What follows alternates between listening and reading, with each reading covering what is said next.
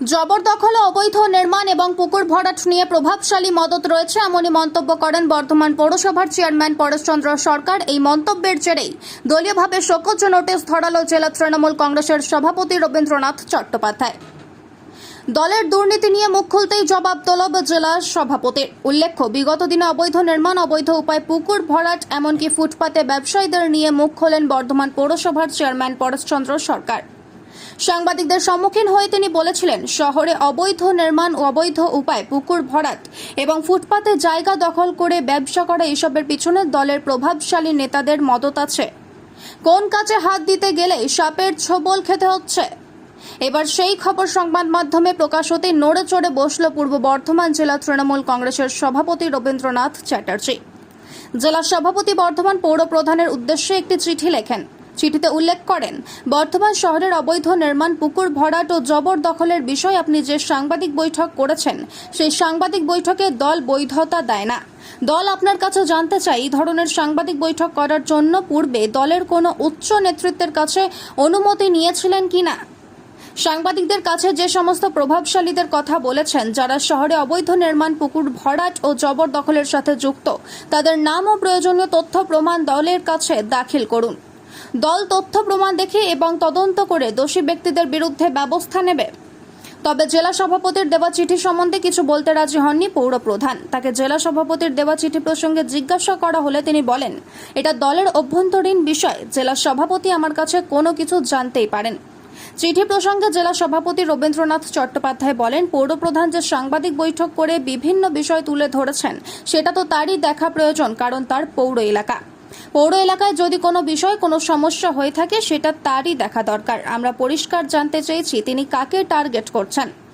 অন্যদিকে বিজেপির নেতা মৃত্যুঞ্জয় চন্দ্র এই প্রসঙ্গে বলেন, মমতা বন্দ্যোপাধ্যায় বেশ কয়েকদিন যাবৎ যে অবৈধ নির্মাণ, ফুটপাত মুক্ত করার কথা বলছিলেন, তাতে অনুপ্রাণিত হয়ে বর্ধমান পৌরসভার পৌর প্রধান পরেশচন্দ্র সরকার হয়তো কথাগুলো বলেছিল।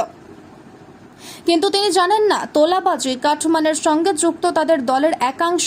তাই তিনি যখন সত্য কথা বলতে শুরু করলেন, তাদেরই জেলা সভাপতি তাকে চিঠি পাইয়ে উত্তর চাইলেন কেন তিনি এই সমস্ত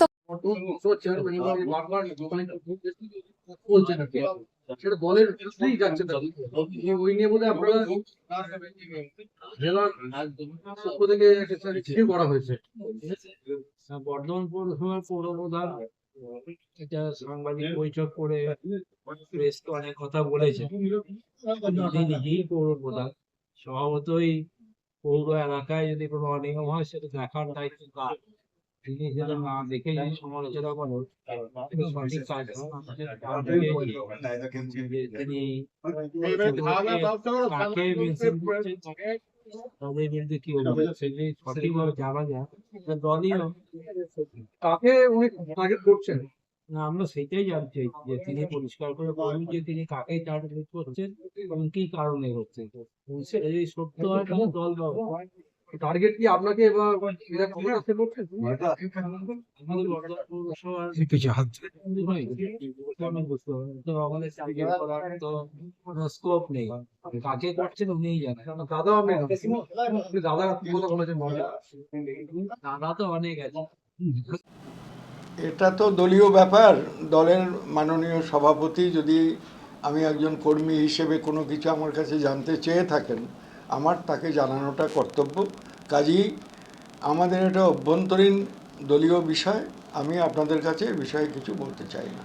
আমি আগে চিঠি দেখব তিনি কি চেয়েছেন না চেয়েছেন, এবং তার সঙ্গেই আমার যোগাযোগ করতে হবে।